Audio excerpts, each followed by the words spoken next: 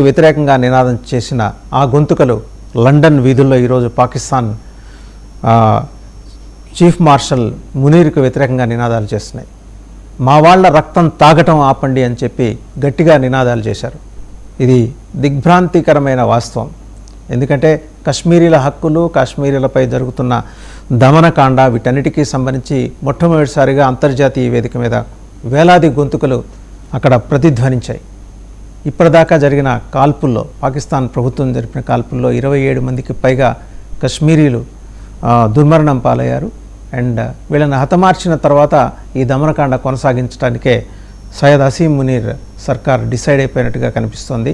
ఓవరాల్గా ఏంటంటే international platforms మీద ఇన్నాళ్ళు భారత్ని తోలనాడుతూ వస్తున్న పాకిస్తాన్ గొంతులో పచ్చి వెలక్కాయ పడింది. పాకిస్తాన్లో ఏమేం జరుగుతున్నాయి, అసలు డెవలప్మెంట్స్ ఏంటి, అక్కడ బయటికి రాని అంశాలు ఏంటి, బయటకు వచ్చిన తర్వాత అంతర్జాతీయ వేదికల మీద ఎలాంటి ప్రొటెస్ట్ క్యారీ అవుట్ అవుతున్నాయి, వీటన్నిటి మీద బిగ్ డిబేట్లో మనతో పార్టిసిపేట్ చేస్తున్నారు అంబాసిడర్ డాక్టర్ వినోద్ గారు, geopolitical affairs expert and diplomat, Peketi Prasad గారు, జియోపొలిటికల్ అఫైర్స్ ఎక్స్పర్ట్, అలాగే కల్నల్ దుర్గా ప్రసాద్ గారు, మాజీ ఆర్మీ అధికారి. అందరికీ నమస్కారం అండి. To start with ambassador doctor Vinod గారు, చూసాం నిన్నటిదాకా భారత్ని తోలనాడి తెగనాడిన గొంతుకలు ఈరోజు నేరుగా పాకిస్తాన్ జెండాన్ని కింద పడేసి సయ్యద్ హసీం మునీర్ ఫోటోలు తగలబెట్టి నిరసనలు చాలా గట్టిగా చేస్తున్నారు. లండన్లో చూసాం, ఇక ప్రపంచవ్యాప్తంగా మొదలైంది. ఒక్కసారిగా జరిగిన ఈ పారాడిగమ్ షిఫ్ట్ దేనికి సంకేతం? వాసు గారు, ముందుగా మీకు, తోటి ప్యానలిస్టులకు, మన ప్రేక్షకులందరికీ నమస్కారం. అది అంటే ఒక్కసారిగా ఇలా పెళ్ళుబికిపోయింది అనేది ఏదైతే అంటున్నారో అది కొంతవరకు మనం ఆలోచించినట్టయితే ఇది ఎప్పటి నుంచో వాళ్ళంటే కాశ్మీరీస్ అంటే పర్టికులర్గా పిఓజేకే వాళ్ళకున్న పరిస్థితులను సపరేట్ చేయటం వల్ల అది బయట ప్రపంచానికి తెలియట్లేదు. అక్కడ జరిగే ఎటువంటి అక్రమాలు అనుకోండి, అగాత్యాలు అనుకోండి, యాంటీ పీపుల్ ఏది జరిగినా కానీ పాకిస్తాన్ టోటల్గా అంటే ఇంటర్నెట్ కూడా బ్లాక్ చేయటం, తర్వాత ప్రపంచానికి ఏం తెలియకుండా చూడటం అనేది చాలా వరకు జరుగుతుంది. కానీ బియాండ్ ఏ పాయింట్ ఏది చేసినా కానీ అది ఆగదు. పెనుతుపాలు లెక్క పెళ్ళుబి వస్తుంది. ఎందుకు అని అంటే వాళ్ళకు బేసిక్ నీడ్స్ కూడా వీళ్ళు ప్రొవైడ్ చేయలేకపోతున్నారు. బేసిక్ నీడ్స్ అడిగితే యాంటీ నేషనల్స్ అని కాల్చి పారేస్తున్నారు. ఆ స్టేజ్కి వచ్చింది. ఇప్పుడు మీరు అన్నారు కదా ఫీల్డ్ మార్షల్ మునీర్ గాని, నేను ఎప్పటికీ అంటున్నాను, మళ్ళీ ఒకసారి రిపీట్ చేస్తున్నా, ముల్లా మునీర్కు ఆయన తీరే డిఫరెంట్. ఆయన అధికారం పాకిస్తాన్ చేతిలో పెట్టుకొని అదే మళ్ళొకసారి ఏంటంటే every state, every country has got army for its own, but Pakistan army got a country for its own. అంటే ఆ స్టేజ్లో ఉన్న పద్ధతిలో ఈ మునీర్ ఆధ్వర్యంలో ప్రజలు బేసిక్ నీడ్స్ అంటే కనీసం ఒక బ్రెడ్ కానీ మినిమం, అంటే వాళ్ళు ఏమంటున్నారు బేసిక్ నీడ్స్ అంటే మనకు ఇల్లు, తిండి, లేకపోతే ఇది కరెంటు, లేకపోతే వాటర్, ఇవన్నీ అవి ప్రజలకు దొరకట్లేదు. కానీ అక్కడున్న వనరులన్నీ మొత్తం పాకిస్తానీస్, పర్టికులర్గా ఈ సింధు ఏదైతే ఏరియాస్ ఉన్నారో డామినెంట్ పీపుల్ అంతా వాళ్ళంతా అక్కడి నుంచి తీసుకుపోయి వాళ్ళు అనుభవిస్తున్నారు. కానీ వీళ్ళకు బేసిక్ నీడ్స్ ఇవ్వట్లేదు. సో ఎంతో కాలం సపరేట్ చేసి, ఎందుకంటే యాంటీ ఇండియా అని ఒకటే పద్ధతితోని వాళ్ళు ప్రపంచాన్ని, అన్ఫార్చునేట్గా ఈ వెస్ట్ ఆల్వేస్ కొంతవరకు, ఇప్పుడు ఈవెన్ ట్రంప్ చూసాం కదా, అమెరికా అయినా, ఈ వెస్టర్న్ కంట్రీస్, యూకే అయినా, కొంతవరకు ఆఫ్ కోర్స్ కొన్ని చిన్న కంట్రీస్ మన యూరోప్లో వాళ్ళు రియలైజ్ అవుతున్నారు పాకిస్తాన్ ఏం చేస్తుంది అనేది. కొంతవరకు ఇప్పుడు అన్ని బయటకు వస్తున్నాయి కాబట్టి పీపుల్ ఆర్ రియలైజింగ్. ఆ ఫోర్స్ తోటి సప్రెస్ చేసి వాళ్ళ బేసిక్ నీడ్స్ని కూడా వీళ్ళు కాలరాస్తూ, ఫర్ ఎగ్జాంపుల్ బ్రెడ్ దొరకట్లేదు, సింపుల్. ఇది గోధుమ పిండి కూడా కనీసం వాళ్ళకు దొరకకుండా చేశారు. ఎలక్ట్రిసిటీ లేదు. తర్వాత అక్కడ ఏమన్నారు, షామ్ ఎలక్షన్స్ పెట్టేసి ఈ రిటైర్డ్ జనరల్స్కు అక్కడున్న కొన్ని సీట్లు రిజర్వ్ చేసి, అది ఎవరికి ఉండాలంటే ఏది పాకిస్తాను అప్పుడు మనకు 47లో పార్టీషన్ జరిగిపోయిన వాళ్ళకు, శరణార్థులకు కొంతవరకు మాత్రమే కొన్ని సీట్లు పెట్టాలనేది పేరుకు పెట్టారు. కానీ అవన్నీ వాళ్ళే కాల్ చేస్తున్నారు. అంటే ఇప్పుడు ప్రజలను అంటే సపరేట్ చేయడం వల్ల బియాండ్ ఏ పాయింట్ పోయింది కాబట్టి బేసిక్గా నవ్వు డూ ఆర్ డై స్టేజ్కి వచ్చిన వాళ్ళు. సో అందుకని ఏమవుతుందని అంటే ఇప్పటికైనా ఇది ఇంటర్నేషనల్ కమ్యూనిటీ కొంతవరకు రియలైజ్ అవుతుంది. ఎంత సపరేట్ చేసినా బియాండ్ ఏ పాయింట్ వాళ్ళు చేయలేరు. సో ఇప్పుడు డూ ఆర్ డై స్టేజ్కి వచ్చిండ్రు వాళ్ళు.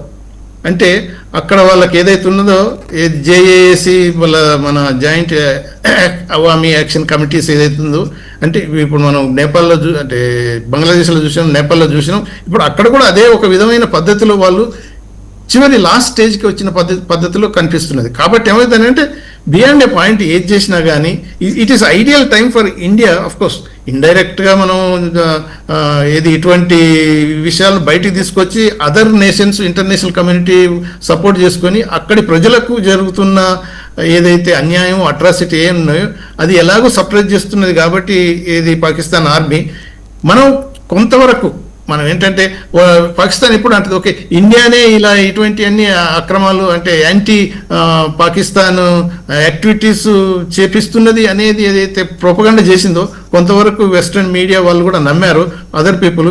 ఇది కనుక మనం యాక్చువల్గా ప్రాపర్గా యూటిలైజ్ చేసుకొని నమ్మటం కాదు సార్, వెస్ట్రన్ మీడియానే చేస్తోంది ఇదంతా.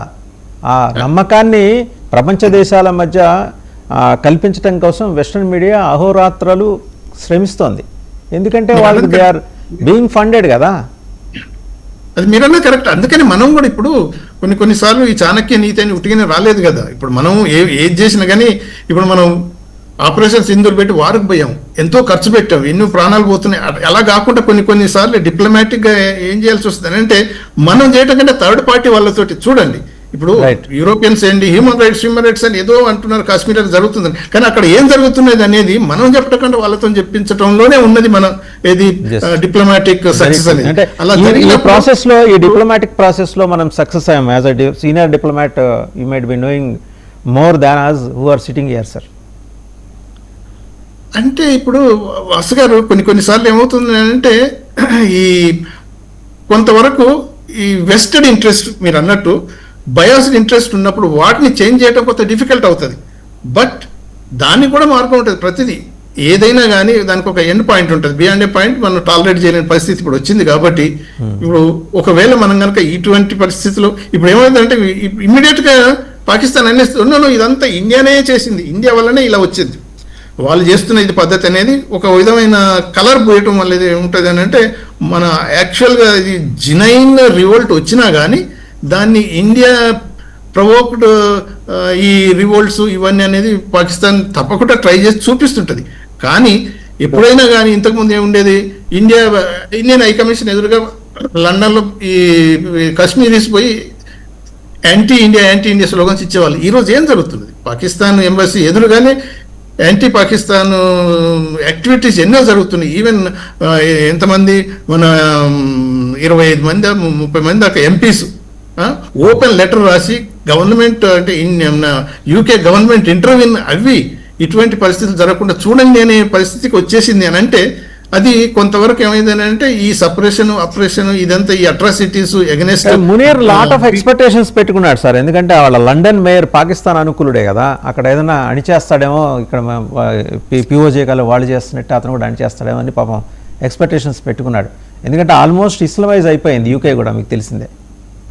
మీరు అన్నది కరెక్టే, కానీ ఏ ఎక్స్పెక్టేషన్ అయినా ఎంతవరకు టాలరెన్స్ ఉంటుంది హ్యూమన్ బీయింగ్లో కొంతవరకే ఉంటుంది. కానీ బియాండ్ ఏ పాయింట్ ఇప్పుడు చూడండి వాళ్ళ బేసిక్ రైట్స్ గురించి ఇప్పుడు వాళ్ళంతా యాంటీ నేషనల్స్ అని వాళ్ళ ఏది అది పొలిటికల్ పార్టీ కూడా కాదు, దాన్ని వాళ్ళు జేఏఏసీని బ్యాన్ చేసి వాళ్ళంతా యాంటీ నేషనల్స్ అని ఇప్పుడు కాల్చి పారేస్తున్నప్పుడు ఏమైందంటే ఇప్పుడు కొంతవరకు ఇంటర్నేషనల్ కమ్యూనిటీ మీరు అన్న బయాస్డ్ ఉన్నా కానీ బియాండ్ ఏ పాయింట్ వాళ్ళు యాక్సెప్ట్ చేయలేరు. సో ఇది ఎప్పటికి ఎంతవరకు దారి తీస్తుంది అంటే ఇప్పుడు ముల్లా మునీర్ అంటున్నాను కానీ ఆయన ఏంటంటే నేను I'm so close to president Trump కాబట్టి నాకు ఏం జరగదు, నేను ఏమన్నా చేసుకుంటాను అనే పద్ధతిలో పోతున్నప్పుడు ఇక్కడ జరిగే యాక్టివిటీస్లో కొంతవరకు ఈ మిలిటరీ అదే మొదటి నుంచి అనుకుంటున్నాం కదా, ఈ పాకిస్తాన్కు ఏంటంటే ఆర్మీయే పాకిస్తాన్ ఒక ఇది స్టేట్కు అంటే ఆర్మీ కంట్రీని సర్వ్ చేసే బదులు ఈ కంట్రీ ఆర్మీని సర్వ్ చేసే అంటే ఆ పద్ధతిలో తీసుకొచ్చి ఉన్నది కాబట్టి అది కొనసాగే పద్ధతిలో ఉన్నదనే భరోసాతోటి అందుకు తర్వాత ట్రంప్కు ఏదంటే అది చేస్తున్నాడు కాబట్టి అమెరికా ఉన్నది, అమెరికా మా పక్కన ఉంటే వెస్ట్ అంతా మా పక్కన ఉంటుంది అనే ధోరణితో పోతున్నాడు. కానీ అక్కడ జరిగే పరిణామాలు ఆ డెవలప్మెంట్స్ చూస్తే ఏమైందంటే కొంతవరకు ఇప్పుడు ఇది ఇంటర్నేషనల్ కమ్యూనిటీలో పాకిస్తాన్ ఇలా ఎగిరిపోతుందని చూపించుకోవటం, ఇంటర్నల్గా పాపం వాళ్ళని సపరేట్ చేయడం అనేది జరుగుతుంది.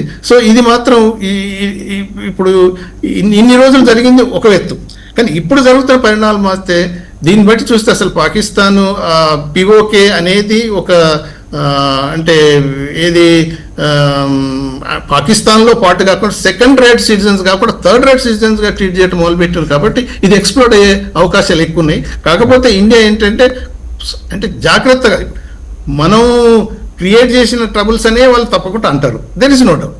అదే కాకుండా అదర్ థర్డ్ పార్టీతో కనుక మనం అక్కడ జరుగుతున్న పరిస్థితులను చూపించాలంటే అఫ్ కోర్స్ అక్కడ జరిగే ఏం బయటికి రానిక చూస్తున్నారు. కానీ ప్రజలు తెలివిగా థర్డ్ పార్టీ అంటే ద్వారా మొత్తం ఇంటర్నేషనల్ కమ్యూనిటీకి జరుగుతున్న డెవలప్మెంట్స్ బయటకు వస్తుంది. ఈరోజు ఎంత సపరేట్ చేసి దాచాలనుకున్న దావో కాబట్టి మనం టాక్ట్ఫుల్గా డిప్లొమాటిక్ వేలో ఎక్కువ మనం ఈ పాకిస్తాన్ అట్రాసిటీస్ని ఎక్స్పోజ్ చేయడం వల్ల మనం అక్కడి ప్రజలకు హెల్ప్ చేస్తున్నట్టు లెక్క అవుతుంది. అది అది అది ఐడియల్ సిచ్యువేషన్.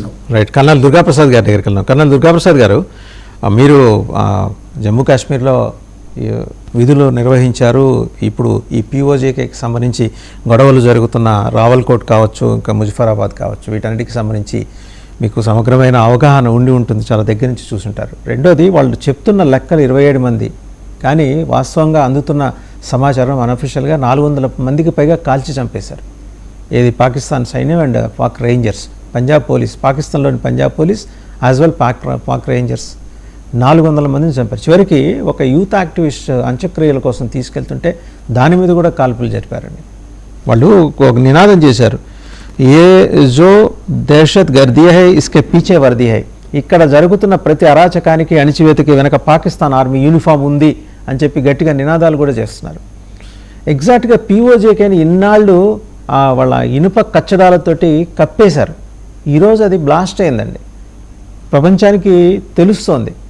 కానీ ఇంతపాటి అమానుషమైన మారణకాండ జరుగుతుంటే మరి అంతర్జాతీయ సంఘాలు, ఒకటి రిటైర్డ్ పీపుల్స్ క్లబ్ ఒకటి ఉంటుంది యుఎన్ఓ అని, యుఎన్ఓ మాట్లాడలే ఇంతవరకు.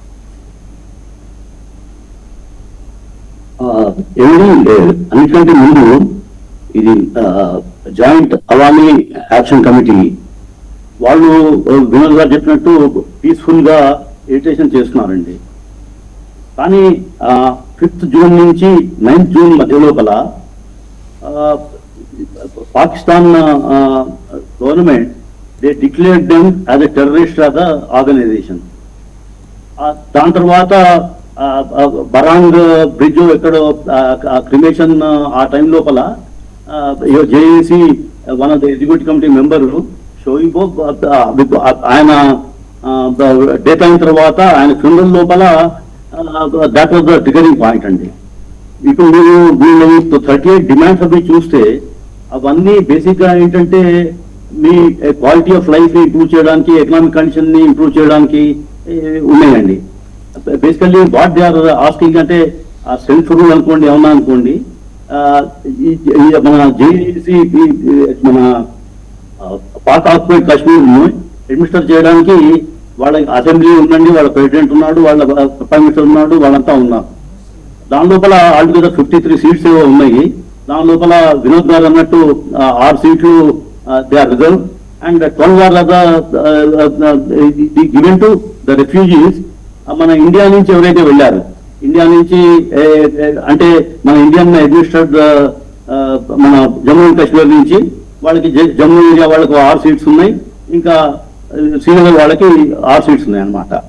కానీ దీని లోపల ఈ 53 సీట్స్ లోపల దాదాపు 12 they are the ones always call అనమాట. అందువల్ల పాకిస్తాన్ కంట్రోల్ అనేది ఇది మన పాక్ ఆక్యుపైడ్ కాశ్మీర్ మీద ఈ సీట్ల వల్ల, రిజర్వ్ సీట్ల వల్ల పెర్పెచువల్ గా జరుగుతుందండి.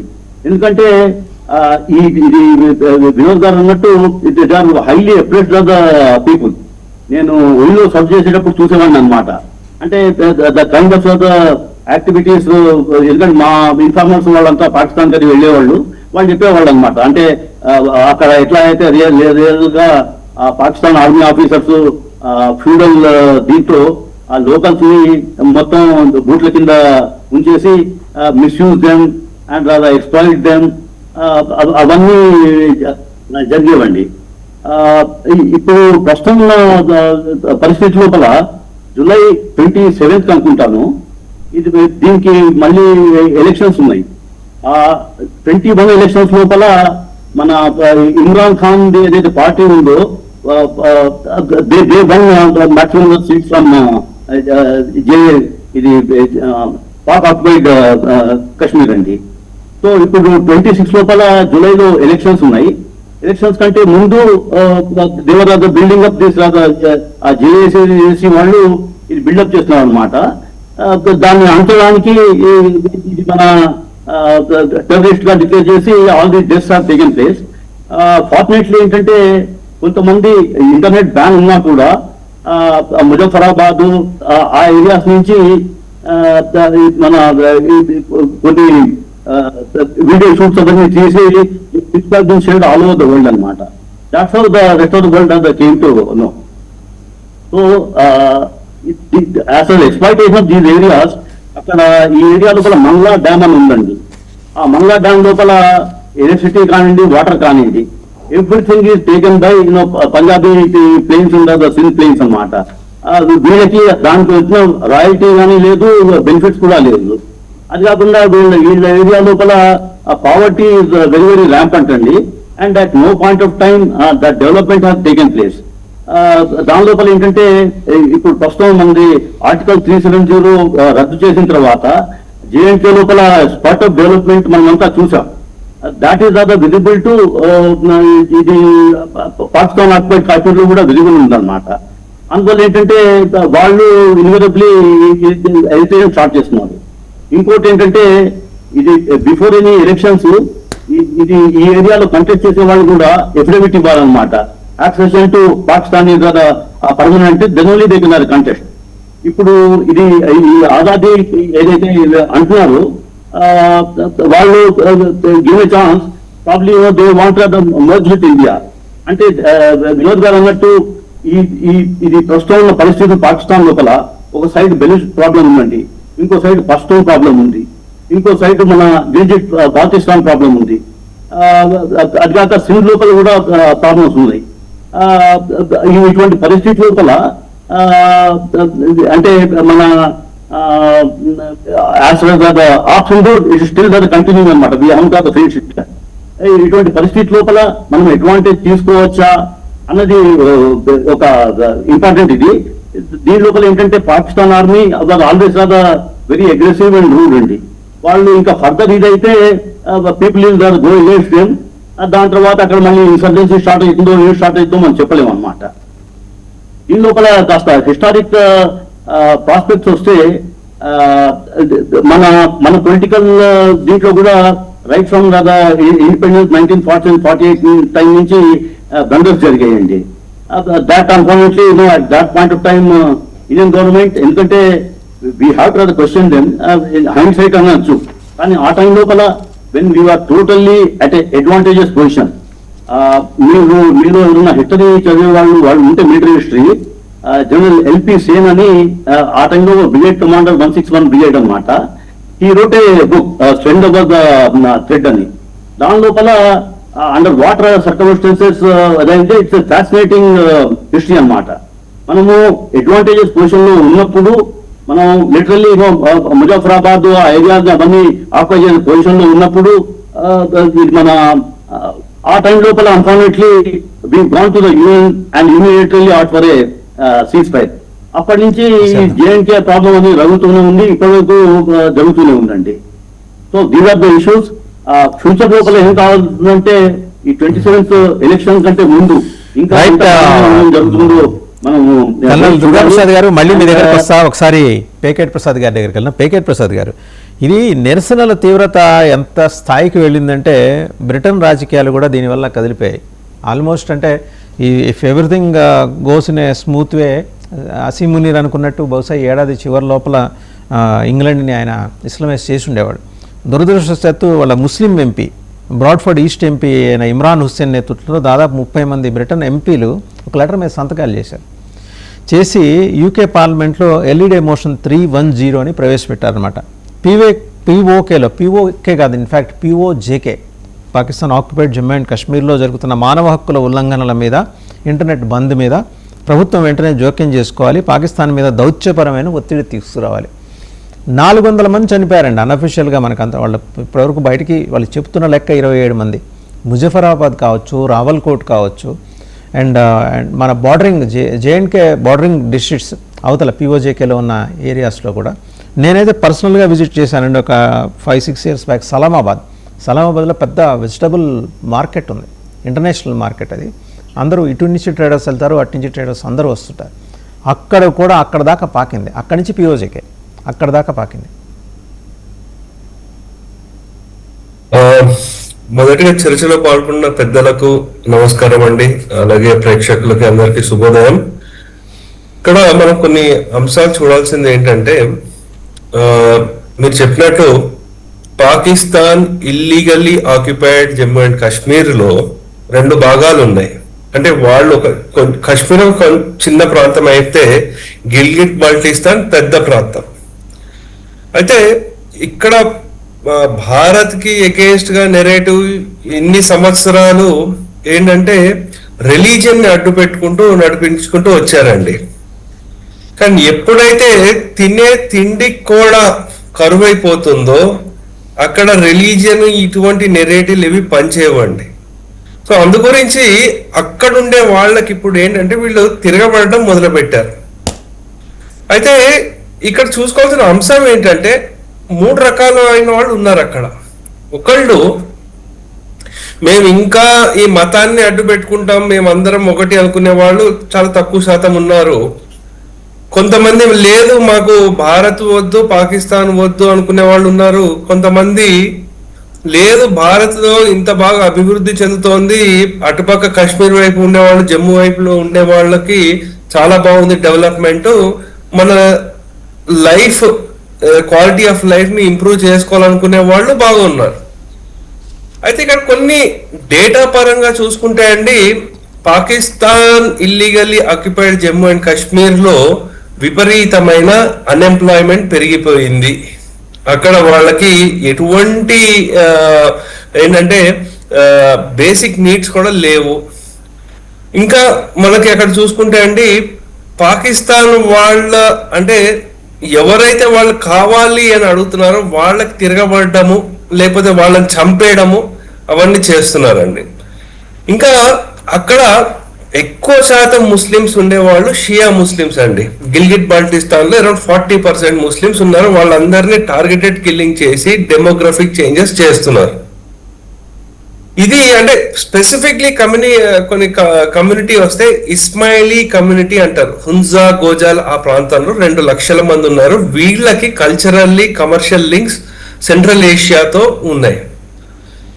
ఇంకా చాలా తక్కువ మీడియాలో వచ్చిన అంశం ఏంటంటే, కోవిడ్ టైంలో దగ్గర 40,000 మందికి భారతదేశం నుంచి అక్కడ లైన్ ఆఫ్ కంట్రోల్ నుంచి చకందా బాగ్ అక్కడ వాళ్ళకి హ్యూమానిటేరియన్ గ్రౌండ్స్ వాళ్ళకి వ్యాక్సినేషన్స్ ఇవ్వడం జరిగింది. ఇది అంటే మీడియాలో ఎక్కడ రాలేదు. సో భారత్ అందు గురించి ఫేవరబుల్ గా ఉన్నారు. ఇంకా మీరు పర్ క్యాపిటా పరంగా చూసుకుంటే అండి, అటుపక్కన వాళ్ళకి yearly per capital $1,200 per year అండి. కానీ మనకి భారతదేశంలో ఉన్న జమ్మూ కాశ్మీర్ లేకపోతే హిమాచల్ ప్రదేశ్ చూసుకున్నా సరే $2,200 ఉన్నాయి. సో అందు గురించి ఏంటంటే వాళ్ళకి lack of employment is a big issue. Health care కూడా చూసుకుంటే ఒక 5,000 మందికి ఒక డాక్టర్ ఉన్నారు. అలాగే జమ్మూ కాశ్మీర్ లో మనకున్న జమ్మూ కాశ్మీర్ లో 1,500-1,800 మందికి ఒక డాక్టర్. హిమాచల్లో వెళ్తే ప్రతి 900 మందికి ఒక డాక్టర్ ఉన్నారు. ఇవి ముఖ్యమైన అంశాలు అక్కడ. అయితే దీంతో పాటు ఏమవుతోందంటే పాకిస్తాన్ లో కూడా ఆర్మీ అది చీలిపోతోంది. ఎందుకంటే ఎప్పుడైతే అంటే వాళ్ళు 70% మంది పంజాబ్ చెందిన వాళ్ళే వాళ్ళ ఆర్మీలో ఉన్నప్పటికీ కూడా వాళ్ళు ఇంకా పస్తులు ఉన్నారు, నార్త్ పాకిస్తాన్ వాళ్ళు ఉన్నారు, షియాలు ఉన్నారు. వీళ్ళందరికీ వాళ్ళ బంధువుల మీద ఎటువంటి అటాకులు జరుగుతున్నాయి ఇవన్నీ చూసి వాళ్ళు కూడా ఇంకా ఆ రెబెలియన్ ఏదైతే ఉందో అండి అది స్టార్ట్ అయిపోయింది. ఇంకా ఇక్కడ చూసుకుంటే అండి ఈ strategic importance of Gilgit Baltistan ఏంటంటే, అసలు ఈ చైనా వాళ్ళు పాకిస్తాన్ నుంచి ఎంటర్ అయ్యి ఆ సీపెక్ కారిడార్కి వెళ్ళడానికి మెయిన్ దారి ఇదేనండి. ఇదైతే ఎప్పుడైతే కట్ అయిపోతుందో చైనా వాళ్ళకి ఇంకే వేరే ఏమీ ఉండదు అక్కడ. ఎందుకంటే మెయిన్ పాకిస్తాన్ కావాల్సిన వాటర్, ఎనర్జీ, సెక్యూరిటీ ఏదైతే ఉందో ఈ గిల్గిట్ బాల్టిస్తాన్ నుంచే వెళ్తుంది, అంటే పైనుంచి వస్తూ ఉంటుంది పాకిస్తాన్కి. న్యాచురల్ రిసోర్సులు వీళ్ళకి చాలా ఉన్నాయి, కానీ వీళ్ళకి లోకల్స్ కి బెనిఫిట్లు ఏమీ లేవండి.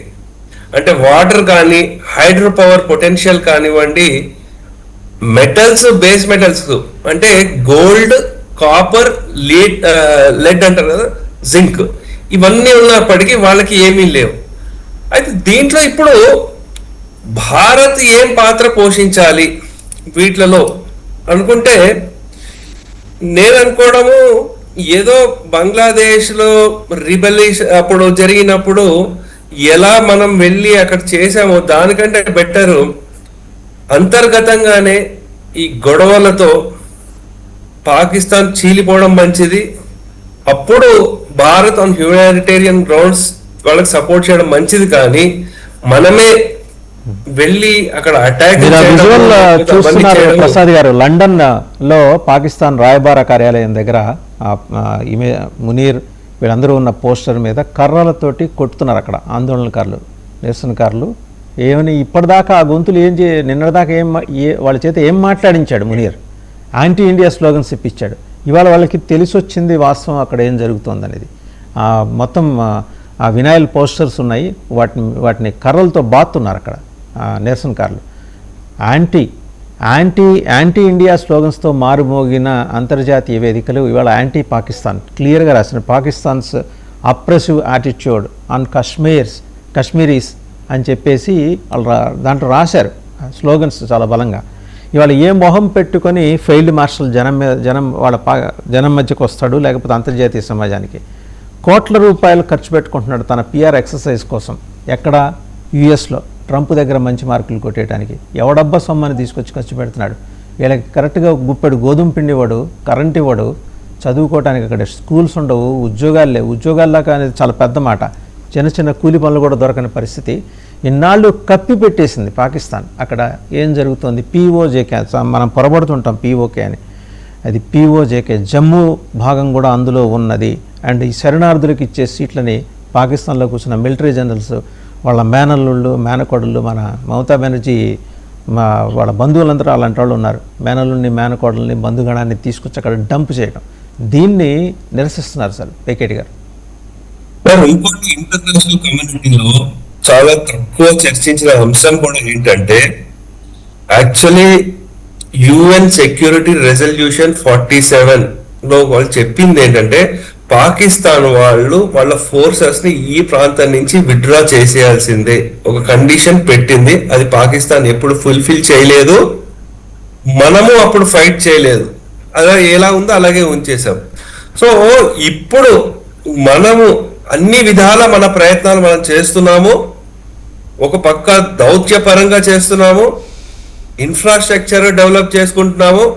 ఎందుకంటే ఇప్పుడు మన జోజిలా పాస్ కూడా చూసాము, ఆల్ త్రూ ఇయర్ మనకి అది రెడీ అవుతుంది. ఇది వరకు కొంచెం స్నో పడిందంటే మనం ఆపేయాల్సి వచ్చే ట్రాఫిక్ మూవ్మెంట్ వీటిలన్నిటిని, మిలిటరీ వాళ్ళ మూవ్మెంట్ ని, ఇప్పుడు అది కూడా ఓపెన్ అవుతోంది. సో అందు గురించి ఏంటంటే ఈ ఇంకా అంటే ఎన్ని రకాల టైట్నెస్ చేయాలో అంత విధాలుగా చేస్తున్నామండి. ఇంకోటి మనం చూడాల్సిన అంశము, ఇన్ని యుద్ధాలు జరుగుతున్నాయి కదా ప్రపంచంలో, భారత్ చేసిన 4 రోజులు 5 రోజుల యుద్ధాలతో పాకిస్తాన్ పని ఖతం అయిపోయింది. అంటే చాలా మంది అన్నారు ఎందుకు అప్పుడే ఆపేశారు, మనం ఈ పాకిస్తాన్ ఇల్లీగల్లీ ఆక్యుపైడ్ జేఎన్కే మనం తీసుకోవచ్చు కదా, ఇవన్నీ చేయాలి కదా, మళ్ళీ అక్కడ ఉండే మళ్ళీ ఇంకొక కొత్త తలనొప్పిని ఎందుకు యాడ్ చేయాలి? సో అందు గురించి వాళ్ళ అంతర్గతంగా వాళ్ళంతటా వాళ్ళకి తెలిసి రావాలి. అందు గురించి ఈ ఇంటర్నేషనల్ వేదికల మీద కూడా ఇప్పుడు వాళ్ళు తిరగబడుతున్నారు. ఇంకా తిండి దగ్గరకు వచ్చేసరికి ఏ మతము, కులము, ప్రాంతము ఇవన్నీ సంబంధం లేదు. ఫస్ట్ వాళ్ళకి తినడానికి తిండి కావాలి కదా. సో అందు గురించి ఆ ఫైట్ జరుగుతుందండి. దీంతో పరంగా ఈ డిప్లొమాటిక్ లేకపోతే న్యాచురల్ రిసోర్సెస్ లేకపోతే చైనా వాడికి కూడా చాలా గట్టి దెబ్బ తగలబోతుందండి. రైట్. ఒకసారి అంబాసిడర్ డాక్టర్ వినోద్ గారి దగ్గరికి వెళ్దాం. అంబాసిడర్ డాక్టర్ వినోద్ గారు, ఈ POJKలో జరుగుతున్న జెన్జీ లాగా చూడాలా? ఈ జెన్జీ వెనక ఎవరున్నారు? సాధారణంగా పాకిస్తాన్ వెంబడే బకెట్ నిండా బుర్ర తీసుకుని మన మీద ఇసరటానికి రెడీగా ఉంటుంది. ఆ అంశం పక్కన పెడితే ఈరోజు ఈ స్థాయిలో POJK అంటే జన్నత్ అంటుంటారు. కాశ్మీర్ వెళ్తే అక్కడ లోకల్ని ఎవరిని అడిగితే స్వర్గం ఎలా ఉంటుందో తెలియదు.